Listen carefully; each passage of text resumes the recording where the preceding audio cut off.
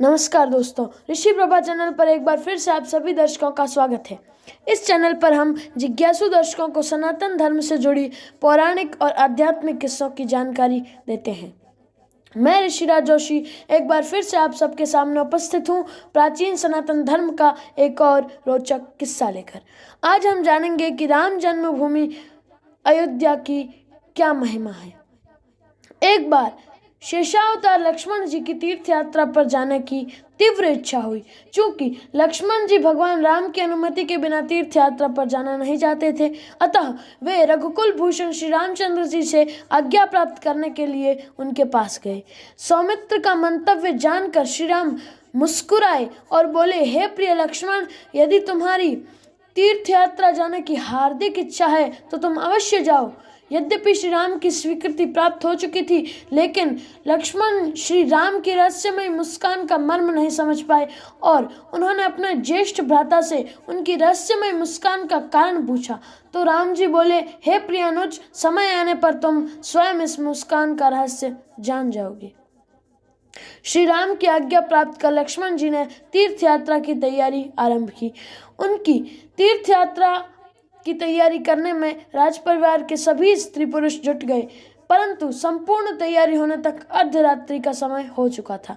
मुहूर्त के अनुसार तीर्थ यात्रा हेतु लक्ष्मण जी तथा उनके परिचारकों को ब्रह्म मुहूर्त में प्रस्थान करना था। अतः लक्ष्मण जी ने तय किया कि अब वे रात्रि में नहीं सोएंगे। ब्रह्म मुहूर्त होने वाला था, अतः उन्होंने सोचा कि क्यों न उसी समय पुण्य सलीला सरयू नदी में स्नान कर स्वच्छ हो जाऊं और सारे धार्मिक कार्य संपन्न कर लूं, जिससे कि ब्रह्म मुहूर्त आरंभ होते ही तीर्थ यात्रा के लिए प्रस्थान किया जा सके।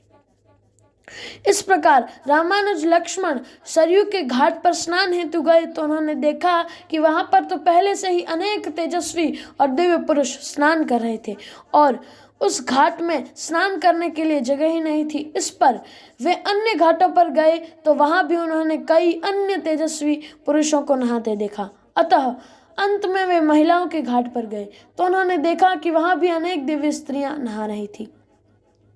ये विचित्र घटना देखकर लक्ष्मण जी बिना स्नान किए पुनः राजमहल लौट आए।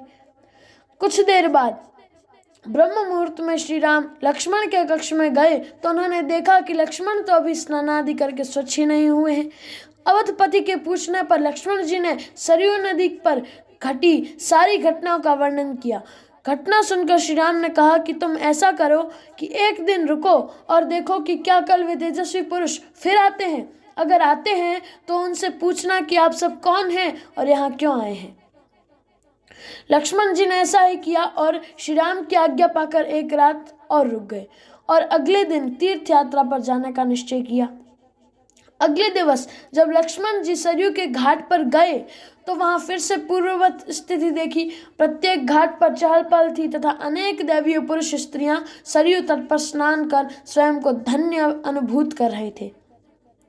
अचंभित सुमित्रा नंदन ने एक घाट पर नहा रहे ऋषियों से पूछा, हे ऋषिगण, आप बड़े तेजस्वी हैं। आप प्रतिदिन ब्रह्म मुहूर्त से पूर्व ही सरयू तट पर स्नान करने आते हैं। मैं जानना चाहता हूँ कि आप सभी कौन हैं तथा कहाँ से पधारे हैं। इस पर ऋषिगण बोले, हे सौमित्र, हम सब लोग बद्रीनाथ, केदारनाथ, रामेश्वरम, उज्जैन, हरिद्वार, प्रयागराज, काशी आदि तीर्थ स्थानों से अयोध्या की पावन भूमि के दर्शन करने, यहाँ की पवित्र मिट्टी का स्पर्श करने तथा गौरवमयी सरयू के जल में स्नान करके अपने को पवित्र करने आए हैं। ऋषिगणों की यह बात सुनकर लक्ष्मण जी समझ गए कि जो भूमि प्रभु श्री राम के चरण कमलों से पावन हो चुकी है, ऐसी अयोध्या नगरी से बड़ा तीर्थ और कोई नहीं हो सकता। उन्हें तीर्थ यात्रा पर जाने का अपना निर्णय पर क्षेप हुआ और तत्काल ही उन्होंने तीर्थ यात्रा न करने का निश्चय किया। अब उन्हें भगवान राम की रहस्यमय मुस्कान का अभिप्राय भी समझ आ गया। उन्होंने मन ही मन श्री राम को प्रणाम किया और राजमहल की ओर मुड़ चले। तो आज के वीडियो में हमने आपको राम जन्मभूमि अयोध्या की महिमा की जानकारी देने का प्रयास किया है। हम अपने प्रयास में कितना सफल हो पाए हैं, यह निर्णय आप सभी सुधी दर्शकों को समर्पित है। अगर आपको हमारी दी हुई जानकारी पसंद आई हो तो चैनल को सब्सक्राइब करें और घंटे के निशान को जरूर दबाएं। वीडियो को लाइक और शेयर करना ना भूलें। वीडियो का समापन इन पंक्तियों के साथ करना चाहूँगा। गंगा बड़ी न गोदावरी, न तीर्थ बड़ा प्रयाग, सकल तीर्थ का पुण्य वही, जहाँ हृदय राम का वास। धन्यवाद। जय सिया राम।